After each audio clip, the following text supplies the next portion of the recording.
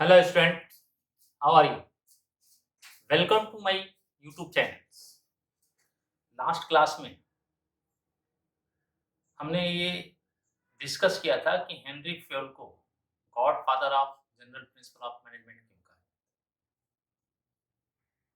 उन्होंने जो 14 principal prescribe किए थे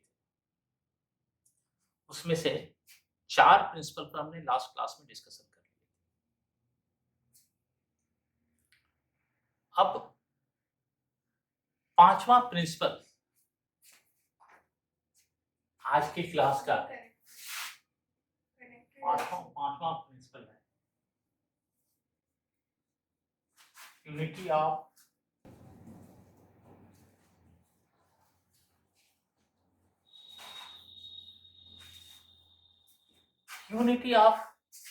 डायरेक्शन।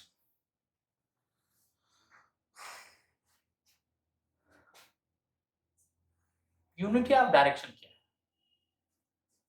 यूनिटी ऑफ डायरेक्शन क्या है? One head for one plan.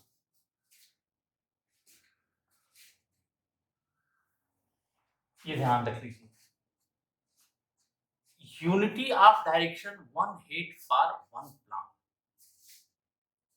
यानी किसी ऑर्गेनाइजेशन में एक्टिविटीज होती है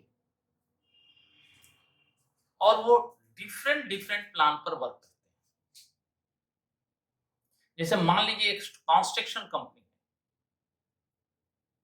अब वो कोई रोड बनाने का है, कोई बलिया जिला में रोड बना रहा है, कोई बनारस में रोड बना रहा है, किसी को डैम बनाने का प्रोजेक्ट मिल गया उस ऑर्गेनाइजेशन को, तो वो क्या करता है, एक अपने जो सबसे ज्यादा उस लाइन का एक्सपीरियंस व्यक्ति होता है उसके जिम्मे उस प्लान को सौंप देता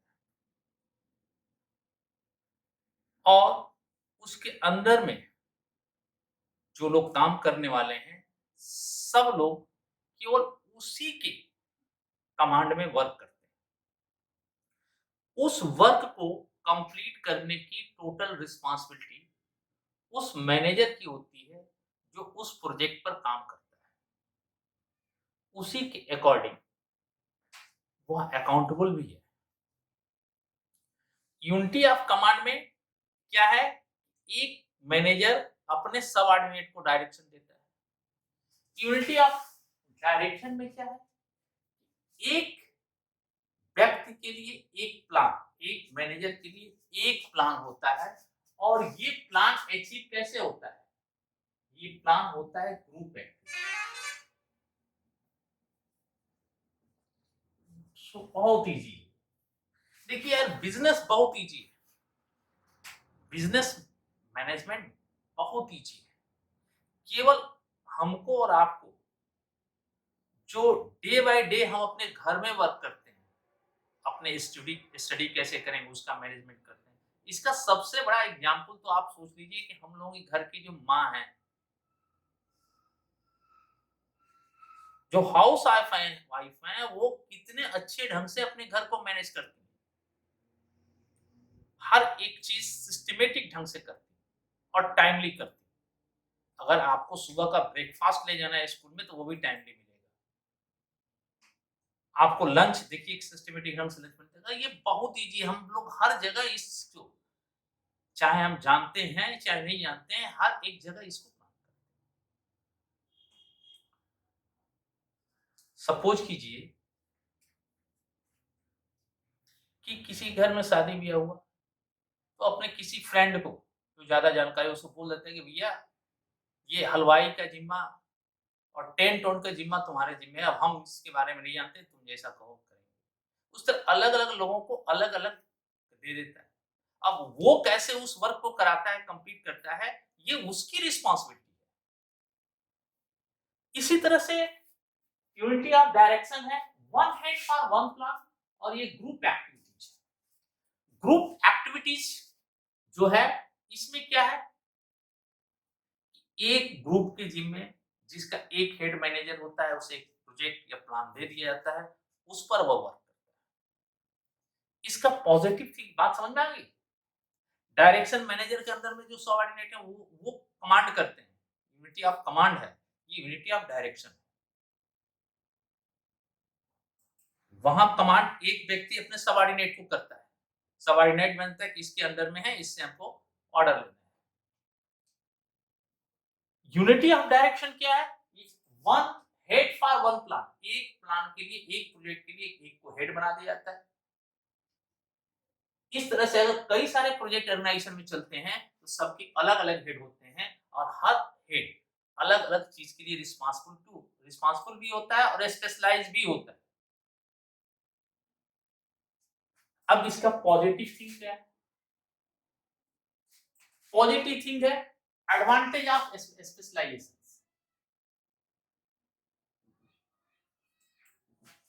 एडवांटेज है स्पेशलाइजेशन का, किस तरह के एडवाइजेशन का,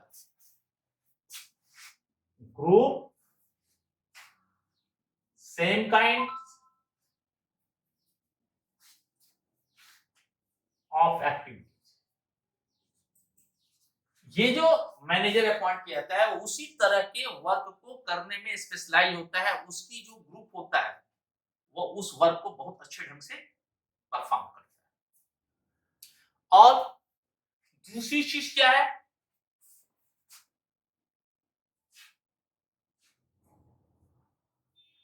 इंक्रीजिंग इफिशियंसी, इफिशियंसी को इंक्रीज करता है। और तीसरी चीज क्या है, इजी टू अचीव टारगेट, इनके लिए इस टारगेट को अचीव करना बहुत easy. It help to coordination,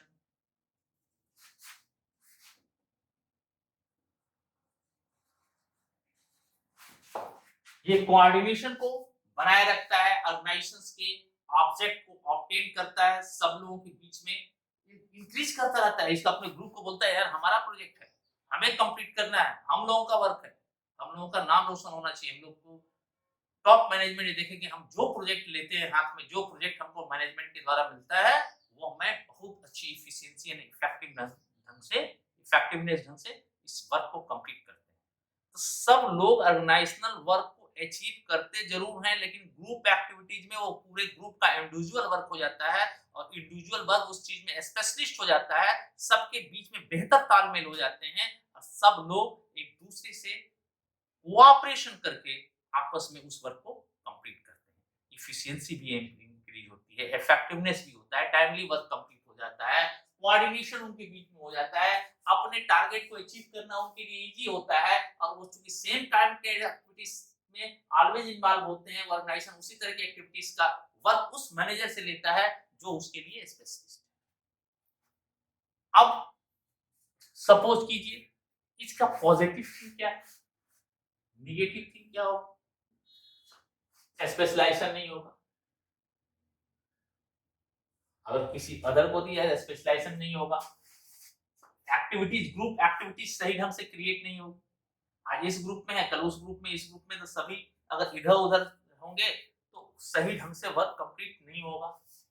efficiency increase नहीं करेगी, इफिशियंसी इंक्रीज ही नहीं करेगी, इफेक्टिवनेस नहीं आएगा, टाइमली वर्क नहीं होगा, कोऑर्डिनेशन का अभाव हो जाएगा, कोऑर्डिनेशन भी उसमें नहीं होगा। जो पॉजिटिव थिंग है, अगर ये पॉजिटिव है किसी के, उसी के अपोजिट उसका नेगेटिव थिंग्स आ जाता है। आप पॉजिटिव को ले याद करिए तो नेगेटिव अपने आप क्लियर हो जाता है। आप खुद सोच लीजिए कि अगर एक प्रोजेक्ट एक किसी मैनेजर को मिलता है तो कैसे मिलेगा, उसकी एक्सपीरियंस की बल पे, उसकी एबिलिटी के बल पे, उसके नॉलेज के बल पे उस चीज उस प्रोजेक्ट को उसको दी जाती है। क्लियर। नेक्स्ट टॉपिक है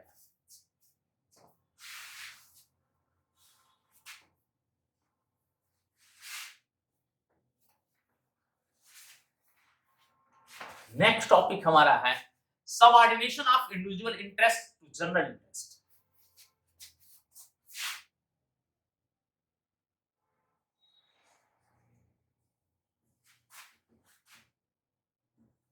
सबऑर्डिनेशंस of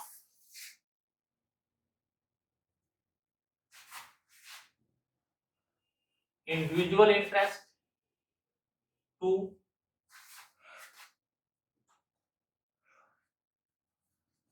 general interest. General interest का मतलब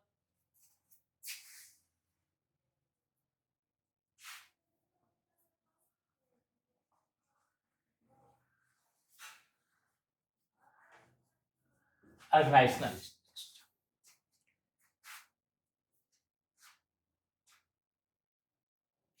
देखिए, पहली बात, अगर ऑर्गेनाइजेशनल इंटरेस्ट कोई भी व्यक्ति इंडिविजुअल केवल इंटरेस्ट लेकर नहीं चल सकता।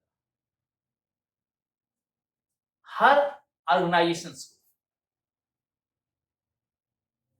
उस ऑर्गेनाइजेशन में काम करने वाले जो लोग हैं उसकी एक्सपीरियंस के बेस पर, उसकी एबिलिटी के बेस पर, उसके नॉलेज के बेस पे, उसके पोस्ट के अकॉर्डिंग उसे वर्क दिया जाता है। और ऑर्गेनाइजेशनल गोल अचीव होता है उसके लाभ में उस सभी लोगों का हिस्सा होता है जो ऑर्गेनाइजेशन में वर्क करते हैं। तो प्रियॉरिटी किसको देती है? हमेशा ऑर्गेनाइजेशन के अंदर जो वर्क करते हैं उनकी experience, ability, post, working style आज को ध्यान में रख के उनको प्रियॉरिटी दी जाती है, उनसे वर्क। कोई भी व्यक्ति ऐसा नहीं हो सकता कि वह व्यक्ति केवल अपने पर्सनल हित की बात करे। उसका ऑलवेज, जैसे एक चीज और समझ लीजिए, जैसे ऑर्गेनाइजेशनल टारगेट अचीव होता है तो उसमें पर्सनल इंटरेस्ट भी, आपकी गुडविल भी बढ़ जाती है। आपका पर्सनल इंटरेस्ट, आपका पर्सनल जो गुडविल है, रेपुटेशन है, वो अपने आप इंक्रीज कर जाता है। तो केवल ये मत सोचिए कि बस हमको ये काम मिला, हम कर दिए, बाकी सब हो या ना हो, क्योंकि केवल आपका एक चेन सिस्टम होता है, चेन सिस्टम में चलता है। अगर आपका वर्क कंप्लीट हुआ और बाकी लोगों का नहीं हुआ तो ऑर्गेनाइजेशन गोल तो अचीव नहीं हुआ। ऑर्गेनाइजेशनल गोल अचीव नहीं हुआ तो फिर ऑर्गेनाइजेशन प्रॉफिट में भी नहीं आएगी। फिर आपको सारी चीजों को व्यवस्थित कैसे करें। और इसमें इस बात को हमेशा, किसी भी ऑर्गेनाइजेशन में काम करने वाले व्यक्ति को हमेशा इस बात पर ध्यान देना चाहिए कि हमें ऑर्गेनाइजेशनल गोल को अचीव करना है, हमें पर्सनल गोल को बारे में, पर्सनल इंटरेस्ट के बारे में नहीं सोचना है। इसी बात को ये कहता है subordination of individual interest to general interest. अब इसमें क्या है, इसकी अगर पॉजिटिव थिंकिंग को सोचें तो हम क्या करेंगे?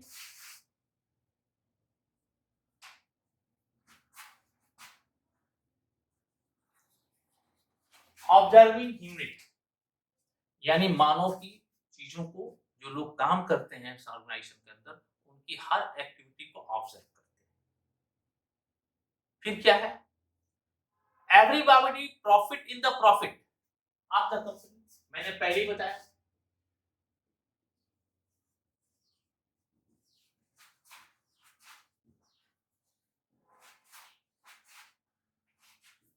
जितने लोग ऑर्गेनाइजेशन में काम करते हैं सभी लोग उस प्रॉफिट में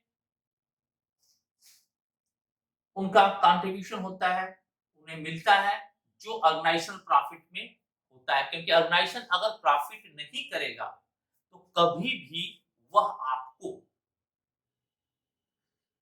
पे नहीं कर सकता है। आपको टाइमली सैलरी, टाइमली चीजों को लेने के लिए ऑर्गेनाइजेशन ऑब्जेक्टिव को फुलफिल करना बहुत जरूरी है। और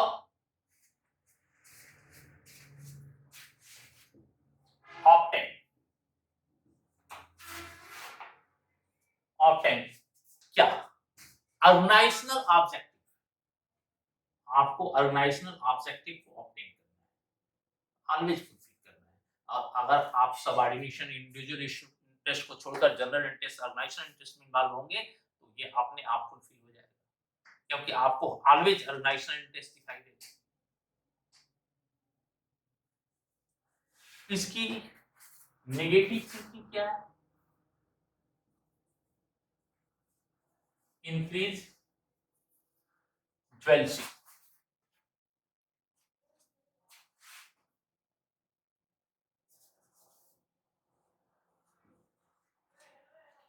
इंक्रीज ज्वेलसी और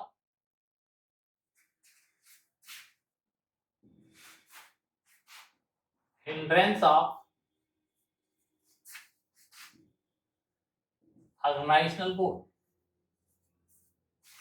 ऑर्गेनाइजेशनल गोल नहीं दिखाई देगा अगर ये चीजें नहीं हो, अगर इस प्रिंसिपल को अडॉप्ट नहीं किया जाएगा, तो किसी को माइंड में ऑर्गेनाइजेशनल गोल नहीं रहेगा, केवल इंडिविजुअल गोल रहेगा, तब वो केवल अपने व्यक्तिगत काम के लिए काम करेगा, ऑर्गेनाइजेशनल गोल को अचीव नहीं करेगा, ये भूल जाएगा, उसके माइंड से वो चीजें गायब हो जाएगी।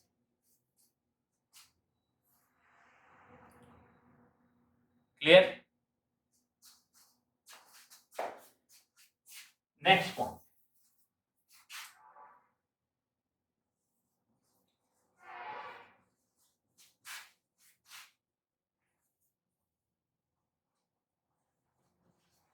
Remuneration to employ. आपके यहाँ जो लोग वर्क करते हैं उनका रेम्युनरेशन ऐसा होना चाहिए ताकि वो सेटिस्फाइड हो सके और अपने वर्क को अच्छे ढंग से कर सके। अगर वो सेटिस्फाइड नहीं हुए तो फिर आपके ऑर्गेनाइजेशन में वो स्टैंड भी नहीं करेंगे, आपके ऑर्गेनाइजेशन में वो नहीं रहेंगे, फिर वो हमेशा आपके ऑर्गेनाइजेशन में रहते हुए भी दूसरे जॉबों को ढूंढते रहेंगे, देखते हैं कि इससे बेटर अपॉर्चुनिटी कहाँ है, कहाँ हमसे ज्यादा सेटिस्फाइड हो सकते हैं। ये ऑर्गेनाइजेशन के अंदर का इन्वायरमेंट हो सकता है, ऑर्गेनाइजेशन के रूल रेगुलेशन हो सकते हैं, सैलरी की है, तो रेमुनरेशन हर एम्प्लॉय को इस तरह से प्रोवाइड होना चाहिए ताकि वो सेटिस्फाइड हो सके। बहुत सारे ऑर्गेनाइजेशन दो तरह के रेमुनरेशन को प्रोवाइड करते हैं, एक मॉनेटरी टर्म में रेमुनरेशन को प्रोवाइड करते हैं, एक नॉन मॉनेटरी टर्म में रेमुनरेशन को प्रोवाइड करते हैं, जिसे हम परक्यूजिस्ट कहते हैं। रेमुनरेशन मॉनेटरी टर्म में होता है, नॉन मॉनेटरी टर्म में जो रेमुनरेशन होते हैं वो फ्री रहने का घर हो गया, फ्री हाउस, रेजिडेंशियल हाउस हो गया, आपके रेजिडेंस प्लेस से फैक्ट्री तक या ऑफिस तक आने जाने के लिए बहुत सारे ऑर्गेनाइजेशंस जो हैं वो ट्रांसपोर्टेशन फैसिलिटीज प्रोवाइड करते हैं। बहुत सारे ऑर्गेनाइजेशंस अपने सीनियर मेंबर को या और मेंबर को क्लब के मेंबर का फीस भी कर देते हैं। बहुत सारे ऑर्गेनाइजेशन अपने एम्प्लॉय जो हम यहाँ काम करते हैं उनके बच्चों को पढ़ने के लिए फ्री ऑफ कॉस्ट एजुकेशन की फैसिलिटीज प्रोवाइड करते हैं। कई सारे ऑर्गेनाइजेशंस ऐसे भी हैं 3 साल 4 साल पर वो बनाए हैं अपने एम्प्लॉयज को एक बार भारत घूमने के लिए या कहीं घूमने के लिए जो है उनको फंड देते हैं ताकि आप जाओ भाई इतने काम में थोड़ा एक बार घूमाओ। ये बहुत सारे ऐसे नॉन मॉनेटरी परक्यूजिस्ट हैं। तो जो मॉनेटरी या नॉन मॉनेटरी रेमुनरेशन जो है चाहे वो मॉनेटरी हो चाहे नॉन मॉनेटरी, इन दोनों से जब वो सेटिस्फाइड होगा तब जाकर वो एम्प्लॉय आपके यहाँ ठीक से वर्क कर सकता है और दूसरे ऑर्गेनाइजेशन के बारे में जाने के सोचेगा नहीं। अब उसके दिमाग में आ जाए यार मेरे लिए इतना ऑर्गेनाइजेशन ये कर रहा है, मैं इसे क्यों छोड़कर जाऊं, मेरे लिए तो सारी फैसिलिटी देता है, हमें ईपीएफ की फैसिलिटी देता है, ईएसआई की फैसिलिटी देता है, बहुत सारी चीजें हैं जो कि अगर ऑर्गेनाइजेशन उसको अडॉप्ट करता है तो वह एम्प्लॉय उस ऑर्गेनाइजेशन को छोड़ के जाने के बारे में नहीं सोचता। तो जो ऑर्गेनाइजेशन में वर्क करते हैं जितने लोग भी एम्प्लॉय हैं वो उस ऑर्गेनाइजेशन के लिए एसेस्ट हैं, बहुत बड़े एसेस्ट हैं। अगर सेटिस्फाइड हैं ऑर्गेनाइजेशन से तो वो और चीजों के बारे में नहीं सोचेंगे, वो केवल अपने ऑर्गेनाइजेशन के बारे में सोचेंगे। वो कैसे डेवलप होगा, अगर वो डेवलप होगा तो उसके साथ साथ हम लोग भी डेवलप होंगे। ये सेटिस्फेक्शन एम्प्लॉय को जरूर होना चाहिए, उनका 7वां पॉइंट है। और इसमें उन्होंने कहा इसका फेवरेट पॉजिटिव थिंग क्या है, सेटिस्फेक्शन, यानी एम्प्लॉय के सेटिस्फेक्शन होना चाहिए। सेटिस्फेक्शन होगा तो क्या होगा, स्पिरिट डेवलप हो जाए, उसकी स्पिरिट बढ़ जाए, डेवलप हो जाएगा। वो और किस, मैंने बताया कि और किसी चीज के बारे में नहीं सोचेगा, ऑर्गेनाइजेशन के बारे में सोचेगा तो सीओ डेवलप होगा, उसकी स्पिरिट की डेवलप हो जाएगी। और तीसरी चीज क्या होगा, decline labour turnover. Labour turnover ratio जो है वो निश्चित रूप से गिर जाएगा, और लेबर टर्नओवर निश्चित रूप से गिर जाएगा तो संस्था ऑर्गेनाइजेशन की एक्सपीरियंस, सब लोगों के पास एक्सपीरियंस हो जाएगा, सब लोग स्पेशलिस्ट होंगे, सब एक दूसरे से अच्छे बिहेव में अपना वर्क करेंगे, एटमॉस्फेयर स्मूथली हो जाएगा, अंदर का वर्किंग स्टाइल का एटमॉस्फेयर इंप्रूव कर जाएगा, और सब लोग एक दूसरे के फैमिली जैसे वर्क करेंगे और एक दूसरे को सपोर्ट करके वर्क करेंगे। तो कभी कोई दूसरी जगह आने जाने के बारे में सोच भी नहीं सकता है। समझ में बात आई? ये बहुत इंपॉर्टेंट। इसके बाद अगर इसकी निगेटिव चीजों को ले, ये क्या करेगा,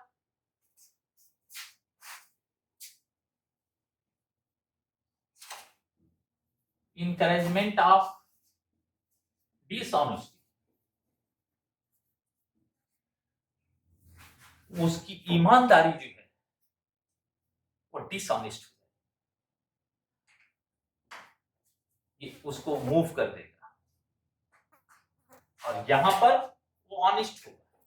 पॉजिटिव थिंग में वो ऑनेस्ट होगा ऑर्गेनाइजेशन के प्रति, लेकिन निगेटिव थिंग में वो ऑर्गेनाइजेशन के प्रति डिसऑनेस्ट हो जाएगा। और सबसे बड़ी चीज हो जाएगी इसकी,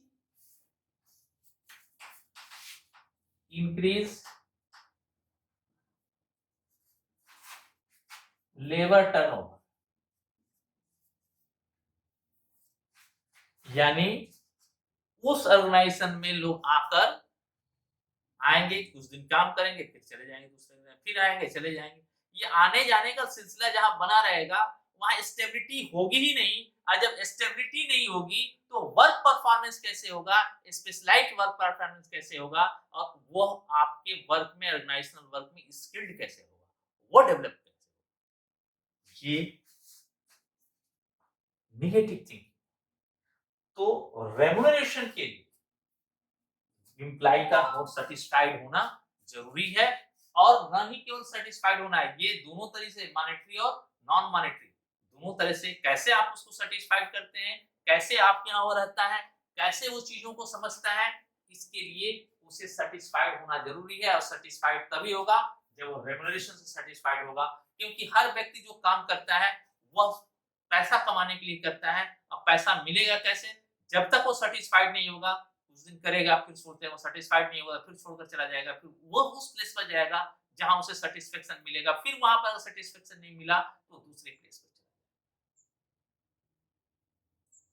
ये 7वां प्रिंसिपल था हेनरी फील्ड का।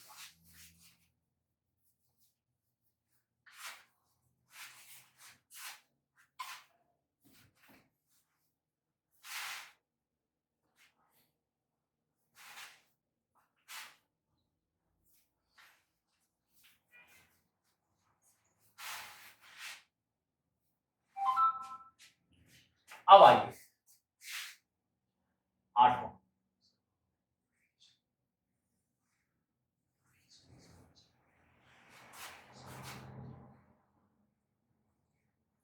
Centralization and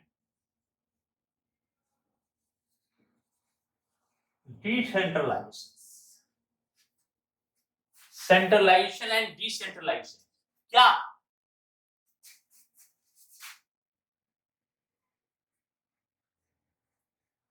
authority, centralization and decentralization. According to this principle, effective centralization instead of complete centralization and complete decentralization.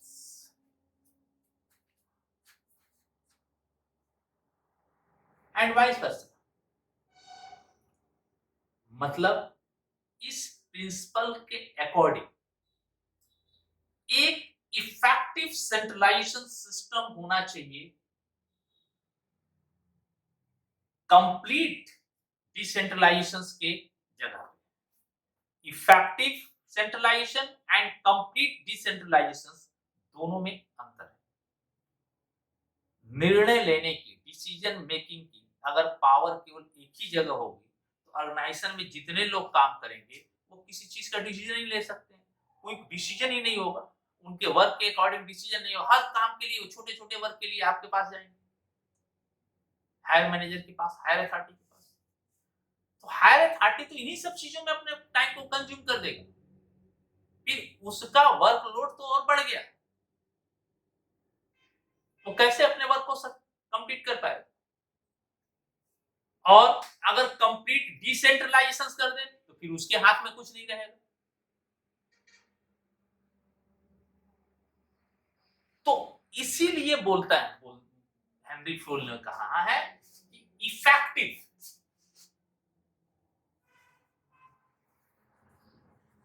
Effective centralisation होना चाहिए। इफेक्टिव सेंट्रलाइजेशन होना चाहिए किसकी जगह पे? इंस्टेड ऑफ कंप्लीट सेंट्रलाइजेशन और डिसेंट्रलाइजेशन। मतलब ना तो पूरा डिसीजन मेकिंग पावर सेंट्रलाइज होना चाहिए, ना ही पूरा डिसीजन मेकिंग पावर डिसेंट्रलाइजेशन होना चाहिए। ये इस तरह से डिस्ट्रीब्यूट होना चाहिए ताकि वो इफेक्टिव हो। मतलब ये कि जिस व्यक्ति को ऑर्गेनाइजेशन के अंदर जिस पोस्ट पे जितना वर्कलोड हो उसी के अकॉर्डिंग उसे अथॉरिटी दी जानी चाहिए ताकि वह अपने वर्क को कंप्लीट कर सके और किसी और से वर्क कंप्लीट करने के लिए उसे डिसीजन के लिए जाना ना पड़े कि ये कर रहे हैं, ऐसे कर रहे हैं, इस करें कि ना करें, ऐसे करें कि ना करें, कुछ नहीं। आपको ये वर्क करना है, उस वर्क करने के अकॉर्डिंग उसके पास अथॉरिटी होनी चाहिए। अगर अथॉरिटी है तो रिस्पांसिबल हो जाएगा। मैंने पहले ही बताया था कि ज्यादा हो जाएगा तो फिर वो गड़बड़ हो जाएगा, फिर वो ज्यादा पावरफुल अपना पावर का यूज करने लगेगा, ये भी गड़बड़ है। कम हो गया तो अपनी रिस्पांसिबिलिटी को फुलफिल नहीं कर सकता, ये भी गड़बड़ है। इसीलिए इफेक्टिव होना चाहिए, बैलेंस होना चाहिए, तराजू के दो पलटे, जितनी अथॉरिटी उतनी मिले जितनी उसको रिस्पांसिबिलिटी मिले, दोनों का इक्वल बैलेंस होना चाहिए। ना तो डिसीजन मेकिंग पावर पूरी तरह से डिसेंट्रलाइज हो, ना ही डिसीजन मेकिंग पावर पूरी तरह से सेंट्रलाइज हो। जो डिसीजन मेकिंग पावर हो वो पूरी तरह से इफेक्टिव हो ताकि हर वर्क टाइमली ऑर्गेनाइजेशन का किया जा सके और ऑर्गेनाइजेशनल गोल को अचीव किया जा सके। क्लियर? अब इसका पॉजिटिव थिंकिंग क्या है? इसका पॉजिटिव थिंकिंग है डिक्रीज वर्कलोड। इसका टॉप मैनेजमेंट,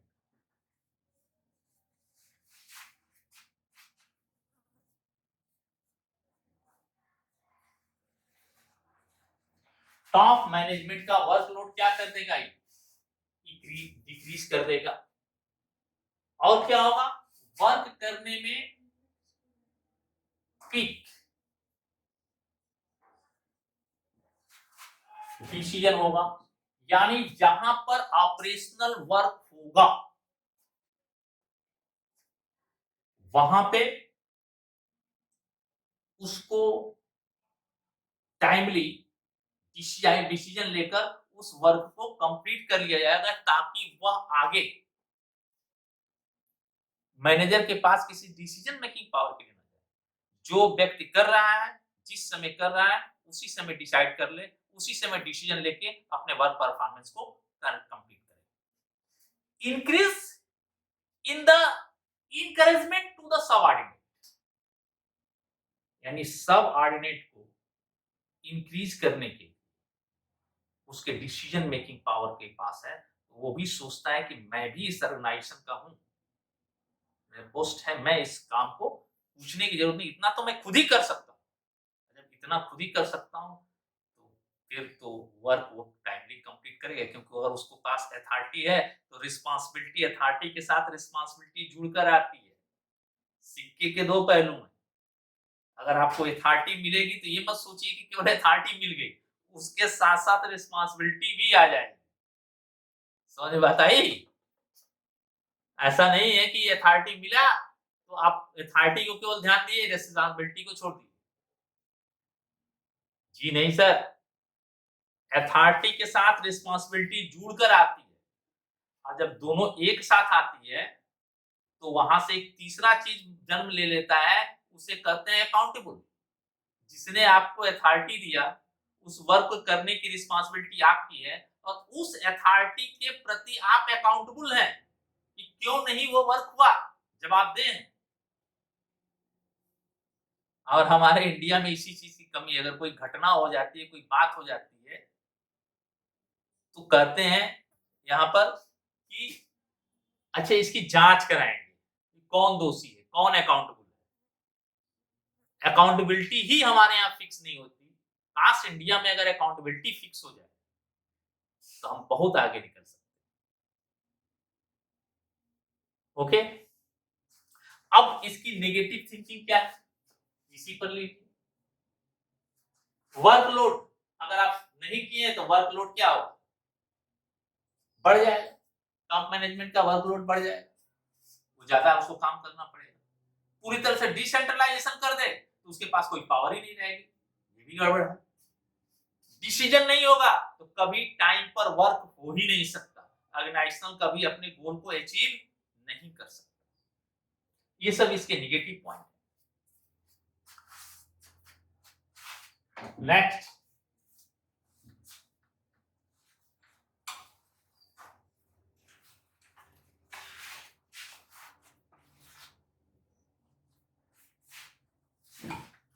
नेक्स्ट टॉपिक है स्केलर से।